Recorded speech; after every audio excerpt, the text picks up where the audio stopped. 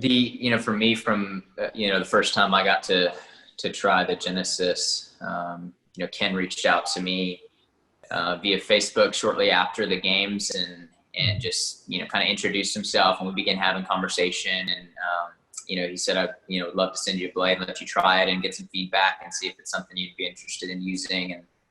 And so, of course, for me, a lot of people ask me at times, why didn't you go with like a bigger company? Why did you choose to, work with Xiborg, a young company that, only has one blade, has no history in a sense. And, why did you make that choice? And for me, it was pretty simple.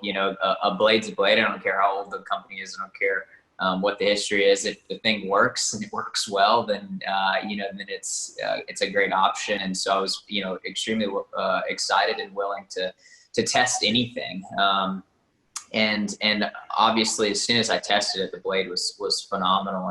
And beyond that, then it was more about Ken's approach to me and his desire to work with me and helping continue to push the technology and push the advancements. And that's an opportunity that I may not have been able to have, his desire and willingness to hear the athlete's voice and really really let that drive the technology and drive the innovation was super exciting to to think at the early stages that I would have an opportunity to be a part of that. And at that time, we really didn't know what that was going to look like.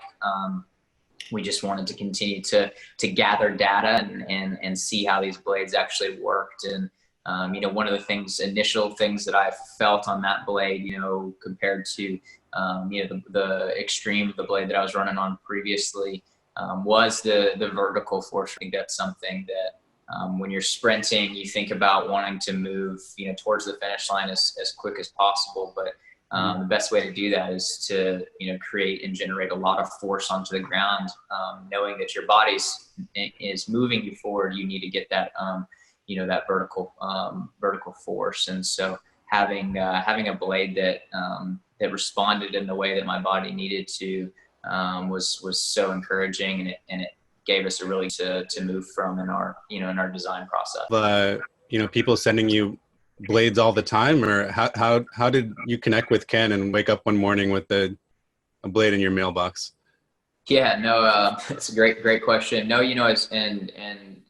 this is a kind of a common theme with Paralympic athletes, or just people that want to run all across the world. Blades are really expensive, and they're extremely difficult to gain access to. And fortunately for me, early on, I had a great relationship with a local prosthetic company, and they were willing to help me get a blade. I know in the U.S. there's a lot of nonprofit organizations that kind of do a similar thing for individuals that want to run, and I'm sure there's similar things around the globe that put that in play, because the technology of the blades are so expensive. And so it was one of those things that I had pretty much one blade a year, if not one every other year, that I would get, and it was through a local company or a contact that helped make that happen. So yeah, it wasn't like I was getting companies all over the world sending me a ton of stuff. So, which made it that much more appealing, of course. When Ken reached out and said, "Hey, we want to send you a blade.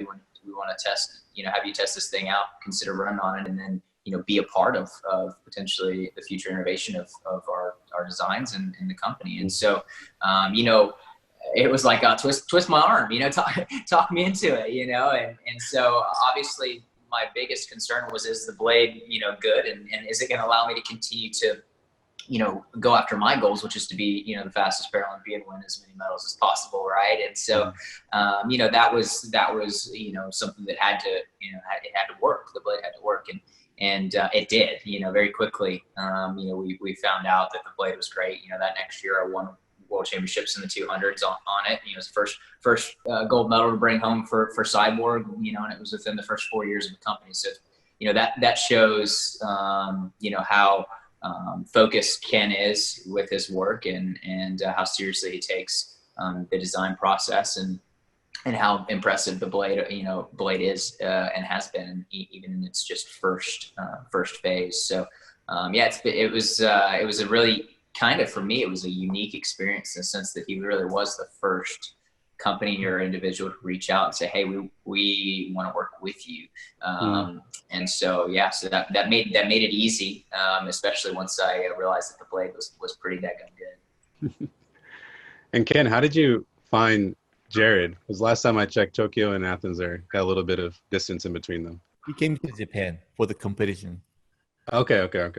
And then I conducted with him. So you just saw him at the competition and were like, hey, what's up, man? Here's a blade for you. Want to run with this? At first, yes, but it's very hard to, and sometimes some athletes don't care about the technology at all.